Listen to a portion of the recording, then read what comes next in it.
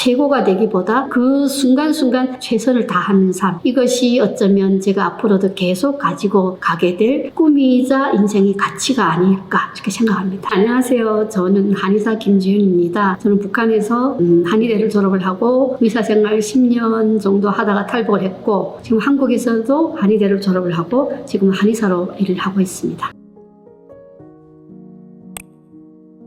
한국에서 참 많이 받는 질문인 것 같아요. 북한에서 10년 정도 의사 했으면 탈북하지 않아도 될 텐데 왜 탈북을 했습니까? 하는 질문을 한국에서 참 많이 받고 있는데요. 그럴 때마다 아이러니하게도 제가 할 수 있는 대답은 제가 의사였기 때문에 탈북했습니다 하고 답변을 하거든요. 그 이유는 북한이 정말 어려웠던 시기, 90년대 중반에 영양실조에 걸린 아이들을 내가 담당 의사로서 살려내지 못할 때, 그때 내가 의사로서의 직업에 대해서 자괴감을 가지게 되었고, 매일매일 사망해 나가는 그 아이들을 보면서 마음이 많이 아파서 이 상황을 탈피하고 싶다 하는 생각도 같이 했었죠. 거기에 또 더불어서 개인의 생활도 쉽지 않았기 때문에 아마 북한을 떠날 생각을 했던 것 같습니다.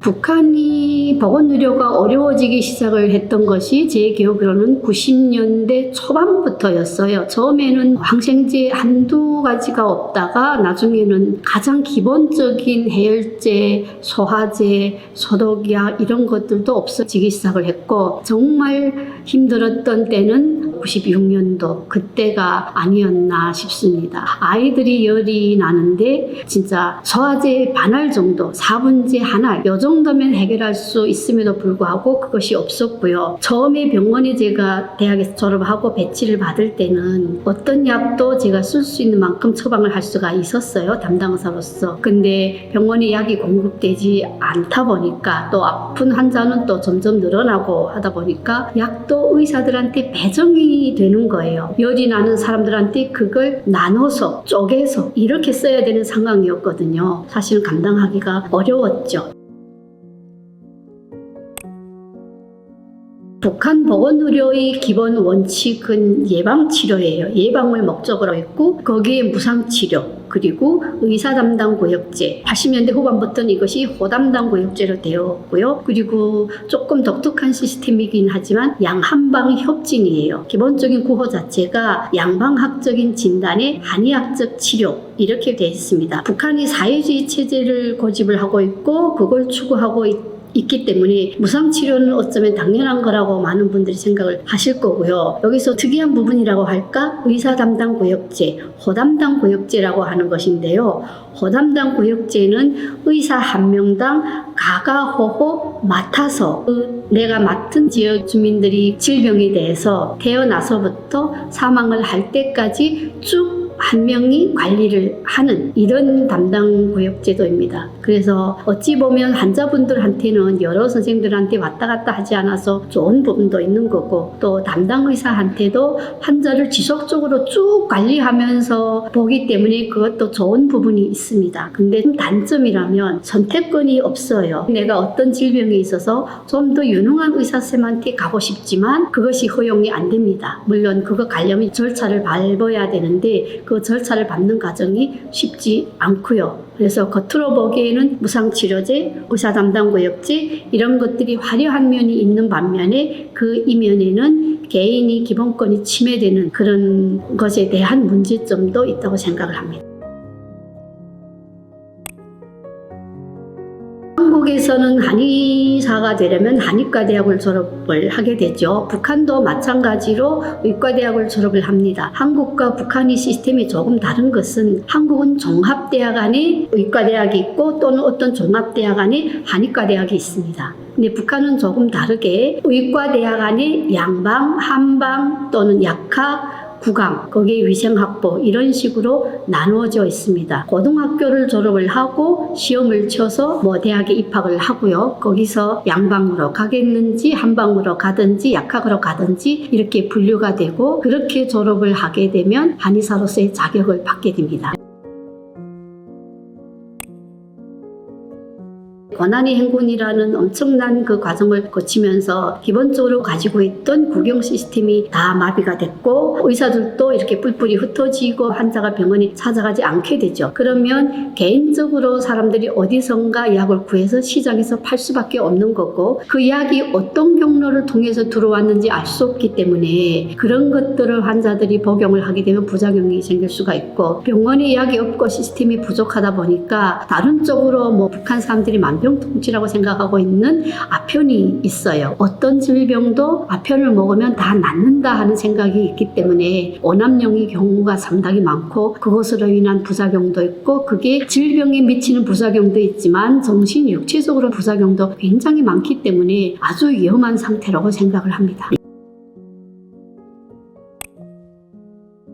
우선 북한에서 보건의료를 개선을 하려면 뭐 보건의료의 문제뿐만이 아니라 정치, 경제적인 상황이 안정이 돼야 국가에서 지급되는 물품으로 보건의료도 원활하게 돌아갈 수 있는 거거든요. 그래서 보건의료를 개선을 한다는 것이 이런 것은 두 번째 문제인 것 같아요. 가장 중요하게는 정부적인 역할이 저는 중요하다고 생각을 합니다. 무조건 북한 정부의 역할이 중요한 거죠. 북한 정권이 자국민들이 건강에 대해서 어떻게 생각하고 이걸 어떻게 개선해야 될까 하는 걸 끊임없이 고민을 해야 되며 자기들이 스스로 해결하는 거는 한계가 있다는 것도 사실은 그들도 알 거거든요. 그러면 당신들 스스로 해결하지 못하는 부분들을 국제사회와 손잡고 어떻게 해결해 나갈 것인가를 고민을 해야 되고 많은 부분에서는 자기들이 생각하고 있는 주관을 버리고 국제사회와 협력을 해서 자국민들을 살려내야 된다고 생각을 하고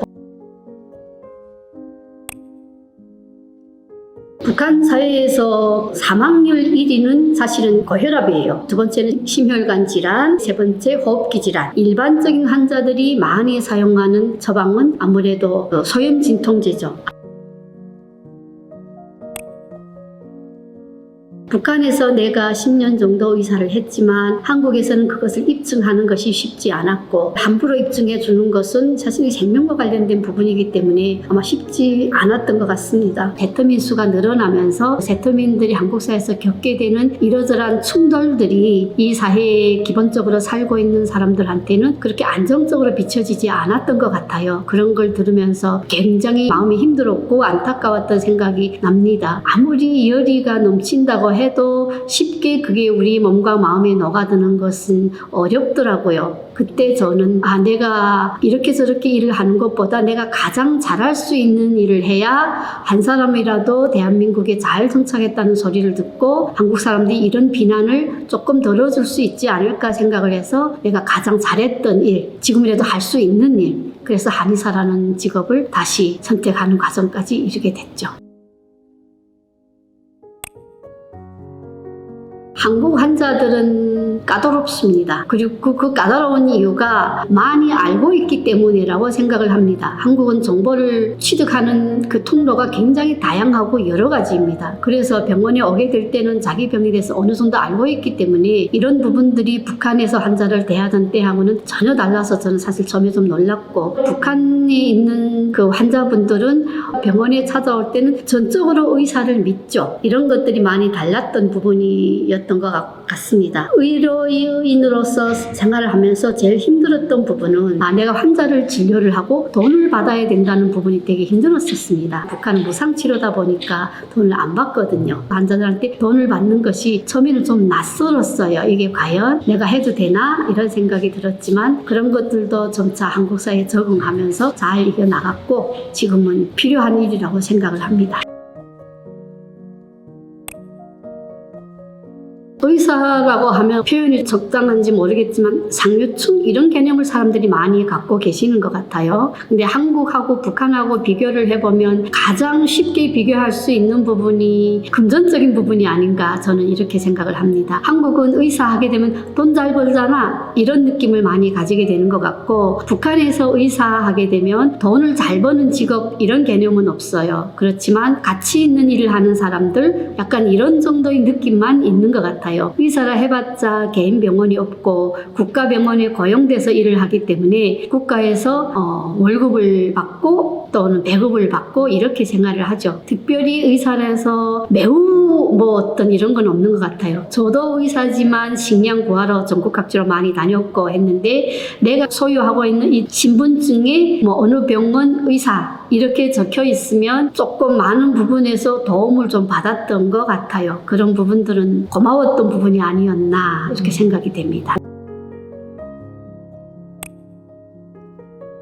탈북민들께서 북한을 떠나서 여기까지 왔지만 우리가 북한에서 힘들어서 온 거잖아요. 한국도 당연히 힘들다고 저는 생각을 하거든요. 북한에서든 한국에서든 다 힘든 거예요. 다만 우리가 다른 선택을 했을 때는 새로운 꿈과 목표를 가지고 왔기 때문에 그걸 향해서 내가 가려는 의지와 노력이 굉장히 중요하지 않을까 싶고요. 최종적인 목표는 각자가 생각하는 어떤 목표가 있긴 하겠지만 저는 단계 조금씩 세웠던 것 같아요. 그래서 가장 낮은 단계를 먼저 선택을 해서 그걸 성취하게 되면 다음을 가고 싶은 원동력이 생기거든요. 그렇게 조금 가면 어떨까. 힘들지 않는 삶은 없기 때문에 힘든 걸 전제를 하고 이 상황에서 내가 뭘 할 것인가 하는 것에 초점이 맞춰지면 좋지 않을까 하는 생각이 들고요. 저도 북한에서도 살았고 한국에서도 살고 있지만 북한보다 한국 사회가 더 힘들지는 않은 것 같아요. 여러 가지 우리가 도움받을 수 있는 시스템도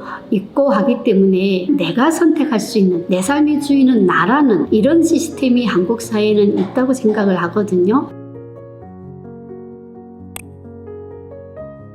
저는 꿈이 없습니다. 늘 이런 질문을 받으면 꿈이 없고 목표가 없습니다 하고 말씀을 드립니다. 그런 걸 거창하게 가지고 지금까지 살아오지는 않았던 것 같아요. 저는 전에 말씀드렸던 것처럼 작은 것에서부터 하나하나 나아가고 왔는데 10년이라는 세월이 지나가니까 사람들이 성공한 것 같은데 하고 이렇게 봐주시더라고요. 앞으로도 제 삶은 지금처럼 그냥 조용조용 조금씩 이렇게 갈 것 같아요. 최고가 되기보다 그 순간순간 최선을 다하는 삶, 이것이 어쩌면 제가 앞으로도 계속 가지고 가게 될 꿈이자 인생의 가치가 아닐까 이렇게 생각합니다.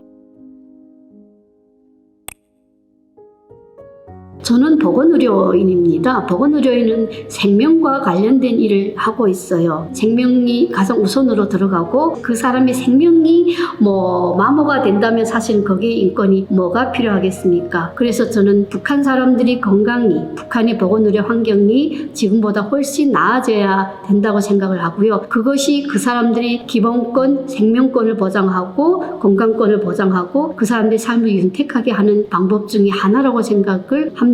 인권이라는 것이 어떤 이유와 불문하고 정치, 경제, 종교 모든 걸 다 내려놓고 보는 것이 인권입니다. 저는 생명에 한해서는 타협을 하지 말아야 된다고 생각을 하고요. 그 누구를 막론하고 생명은 살려야 되는 의무를 가진 그 위치에 있다고 생각을 하기 때문에 오직 정말 인권이 목표라면 지금 그 사람들의 삶이 가장 중요한 생명권 그것을 살려놓고 된다고 생각을 합니다. 북한에 대해서 관심을 가져주셔서 우선 너무 진심으로 감사드리고요. 앞으로도 지속적으로 관심을 가져주셨으면 좋겠습니다. 그리고 북한 정부와 그 사이 그 아래에서 살고 있는 북한 국민들이 일상생활은 굉장히 많이 다르다고 생각을 해주셨으면 좋겠고요. 지금보다 더 나은 그 북한 주민들이 삶에 영향을 미칠 수 있는 국제적인 도움 또는 교류 이런 것들이 좀 더 많이 일어났으면 좋겠다 하는 생각이 듭니다. 네, 진심으로 감사드립니다. 감사합니다.